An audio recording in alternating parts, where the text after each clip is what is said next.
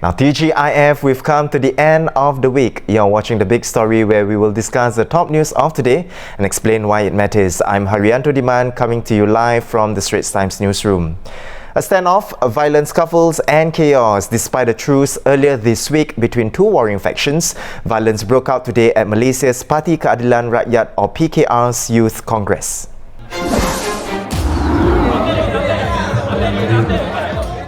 The chaos started when recently sacked Youth Wing Permanent Chairman Mizan Adli Noor insisted on entry to the youth meet, but was denied. Despite the Registrar of Societies stating that his election as chair at the party polls last year was invalid, Mr. Mizan insisted he had the right to witness the official announcement during proceedings. The chaos is a sign that internal divisions remain an issue despite the truce between the two factions earlier this week. We have Malaysia Bureau Chief Shannon Teoh, who is in Malacca, live on Skype to tell us more. Hi, Shannon. Hi. Hi, Shannon. So tell us, right, Shannon, you were there at the event this morning. Can you describe a bit the scuffle? What actually happened? It was a very strange sort of situation to be in, because on the one hand, you have the so-called truce on Wednesday between the two main leaders, the party president Anwar Ibrahim and his deputy Azmin Ali. But coming into the Youth Congress, you had this little issue here unresolved, the issue of the permanent chairman. Now, the permanent chairman chairs proceedings, and without him, technically, you can't run a Congress. So, because they declared his appointment invalid, they had to elect a new one. Now, he still tried to get in, and along with some of his supporters, and he's aligned to Azmin Ali.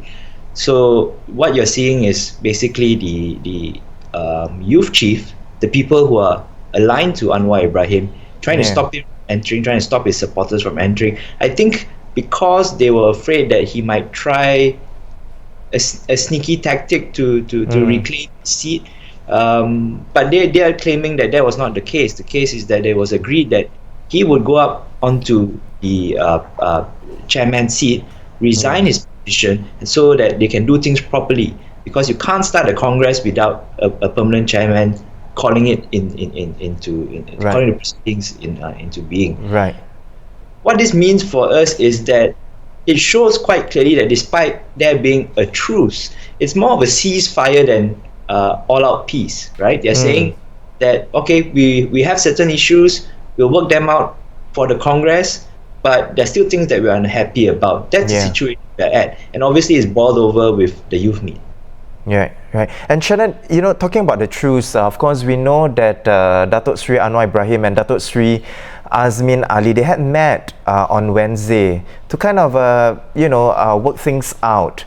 Does this help? Is there still tension between the two factions? But this clearly doesn't help. What you would have wanted was for both sides to have come to some sort of accord on how to proceed today and hit in a clear and peaceful manner. But what's happened is now you have both sides accusing the other person of, it's like two kids saying, you started it.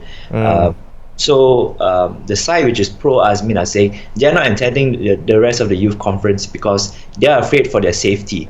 Outside of where the Congress was going on, there were actual violent scenes where someone left with a bleeding head and had to go to the nearest hospital.